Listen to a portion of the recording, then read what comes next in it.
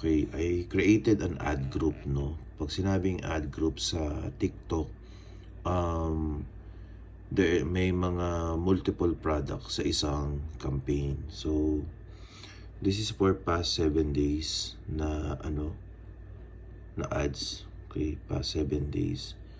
So, yung naging cost is 68 pesos but generated 2,198 orders.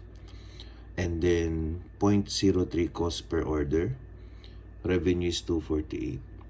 And then ROI is 3,600. So ewan ko na lang kung hindi kumikita, no? So let's go. Target ROI, ito yung tatlong products. 1-5 orders, wait a minute. 1-5 orders, 398, 248. And then yan, ito yung mga cost per order nila, gross revenue, and then ROI. So this is for TikTok.